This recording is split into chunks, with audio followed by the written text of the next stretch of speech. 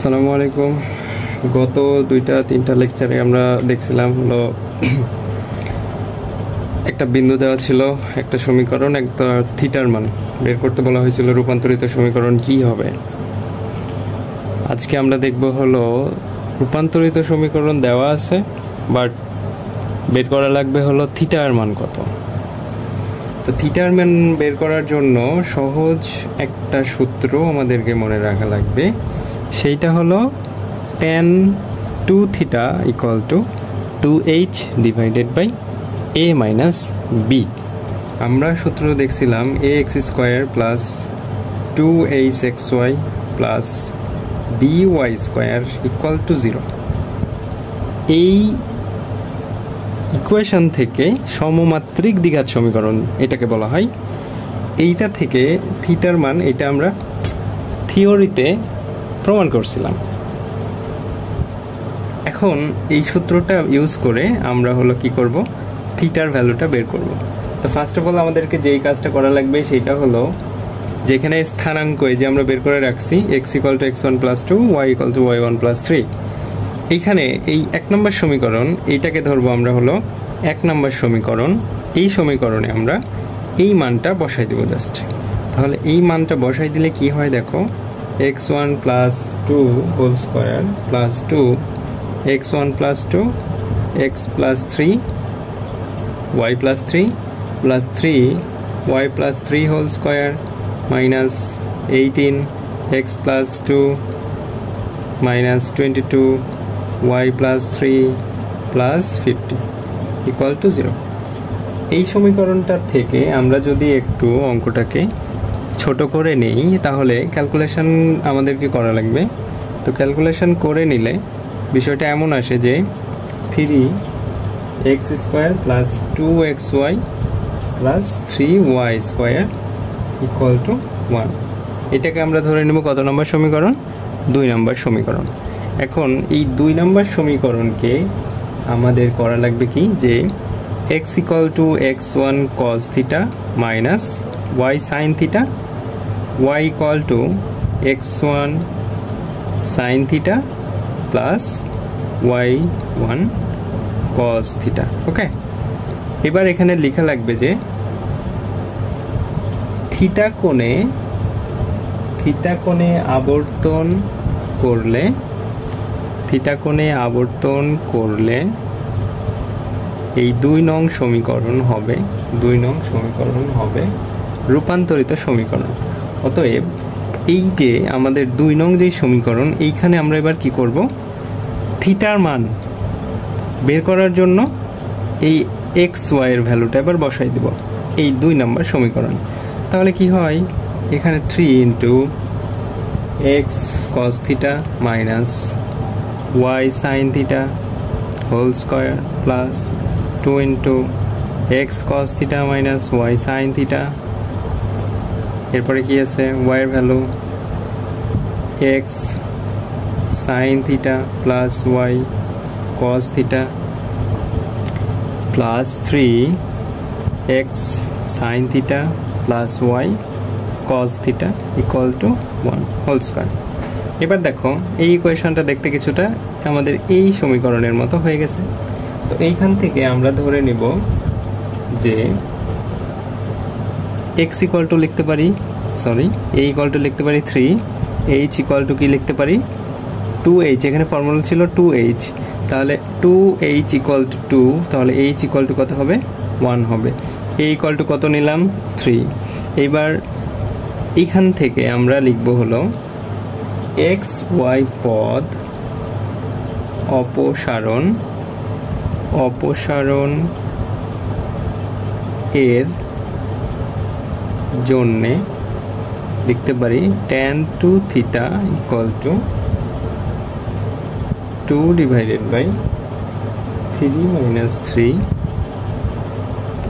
equal to 1 divided by 3 minus 3 equal to 1/0। তো এখানে দেখো এখানে 2 ছিল, tan theta equal to এটা লেখা যায়। এবার tan theta equal to এইটা হয়। এবার আমরা কি জানি, tan 90 ডিগ্রি ইকুয়াল টু 1/0। অতএব এইটা সমান কি লেখা যাবে, অতএব tan থিটা ইকুয়াল টু লেখা যাবে tan 90, কারণ এইটা সমান tan 90 মান হলো কত, 1/0, অসংজ্ঞায়িত মান। তাহলে এইটা আমরা কি মান পেলাম, যে এইখান থেকে 2 থিটা ছিল, এখানে 2 থিটা, তাহলে এই পাশ থেকে কি কি কাটা গেল, tan কাটা, থাকে 2 থিটা ইকুয়াল টু 90 ডিগ্রি, অতএব থিটা ইকুয়াল টু 45 ডিগ্রি। তাহলে এইভাবে আমরা সমীকরণটা থেকে 45 ডিগ্রি মান বের করে নিলাম থিটার। এখন এই থিটাটা যদি আমরা 3 নম্বর সমীকরণ যেটা পেয়েছি, 3 নম্বর সমীকরণটাতে আমরা যদি বসাই দেই, মানে হলো এই সমীকরণটাতে আমরা যদি এই 45 ডিগ্রি মানটা বসিয়ে দিই, তাহলে আমাদের যে এই অঙ্কটা ছিল এইটা যদি আমরা পেয়ে যাই, তাহলে আমাদের অঙ্কটা কি হলো, ঠিক আছে। তাহলে এখন যদি এই 45 ডিগ্রি মান আমরা আমাদের এই সমীকরণটাতে বসিয়ে দেই, তাহলে কি পাবো, 3 নম্বর সমীকরণে যদি থিটার মান বসাই দিই, তাহলে আমরা পাবো 4x² plus 2y² equal to 1।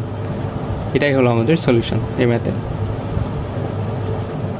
আচ্ছা, এই চ্যাপ্টারের সবচাইতে গুরুত্বপূর্ণ ম্যাথ যেটা হলো যে এইরকম একটা সমীকরণ হতে x, y ও xy যুক্ত পদগুলির অপসারণ করে রূপান্তরিত সমীকরণ বের করা। রূপান্তরিত সমীকরণ বের করো। এই অঙ্কটা করব হলো থিওরি নাম্বার 6 এর যেই হলো আমরা সূত্রটা প্রতিপাদন করছিলাম ওইটারই ধারাবাহিকতা। তো এই অঙ্কটা করার জন্য ফার্স্টে আমাদেরকে কয়েকটা জিনিস লক্ষ্য রাখা লাগবে। সেটা হলো আলফার ভ্যালু, বিটার ভ্যালু, এইচ এর মানগুলো বের করে নেওয়া। তো এইখানে দেখেন আমরা শুরুতে 17x² plus 18xy minus 7y² minus 16x minus 32y minus 18 equal to 0 সমীকরণটা ধরে নিলাম 1 নং সমীকরণ। এবার যে সাধারণ দ্বিঘাত সমীকরণ আমাদের ছিল ax² plus 2hxy plus by² plus 2gx plus 2fy plus c equal to 0। তাহলে এইটাকে আমরা ধরে নিলাম 2 নম্বর সমীকরণ। এবার কি করা লাগবে, 1 ও 2 এর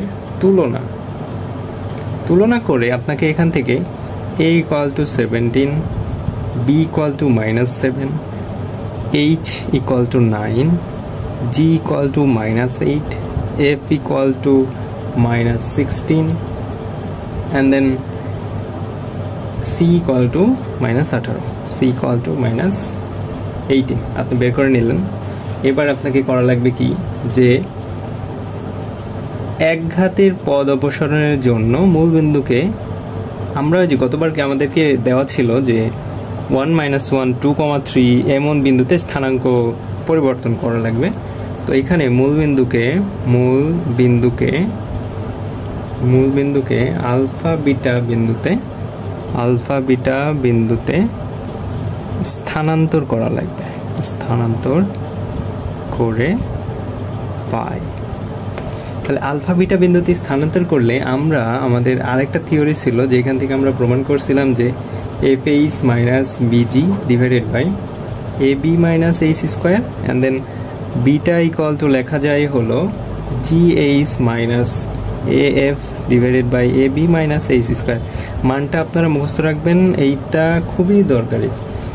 তো এখানে আমরা দেখেন সবগুলো মান আমাদের কাছে আছে, মানগুলো আমরা জাস্ট বসাই দেবো, সময় একটু কম লাগবে যেই কারণে মানগুলো বসাই দেখাচ্ছি না। খুবই সহজ, 9-10 এর ম্যাথেও এগুলো ছিল শুধু মান বসানোর অঙ্কের মতো। আপনারা মান বসাই দেবেন, আলফা ইকুয়াল টু 1 পাবেন and then beta equal to কত পাবেন, -1 পাবেন।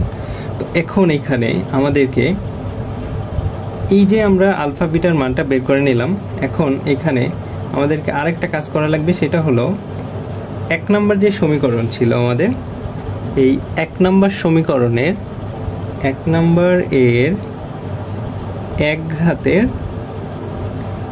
ঘাতের পদগুলি আমরা কি করব, অপসারণ করব। অপসারণ করে পাই একটা ইকুয়েশন পাবো। সেই ইকুয়েশনটা কি, এক ঘাতের সমীকরণ, এক ঘাত বিশিষ্ট যত সমীকরণ আছে সব আমরা কি করব, স্কিপ করে দেব। তাহলে এখানে 17x² plus 18xy minus 7y² plus c1 equal to 0। এবার c1 ইকুয়াল টু আমরা কি লিখতে পারি, c1 ইকুয়াল টু আমরা যখন এই থিওরিটা প্রকাশ করছিলাম তখন c সমান আমরা লিখতে পারতাম হলো c1 ইকুয়াল টু লিখতে পারতাম হলো গিয়ে আপনার alpha into G plus B into F plus C. এটা ছিল আমাদের c সমান সমান। ওকে, তো এইখান থেকে এবার মানগুলো, যে আলফার মান আমরা কত বের করলাম 1, জি এর মান আমাদের কত ছিল, জি এর মান ছিল হলো -8, তাহলে -1 ইন্টু -8 প্লাস 18 ইন্টু এইখানে বিটা ইকুয়াল টু আমরা পাইছি -1 আর y equal to -16, sorry f equal to -16 -8। এইটা হিসাব করলে কি হয়,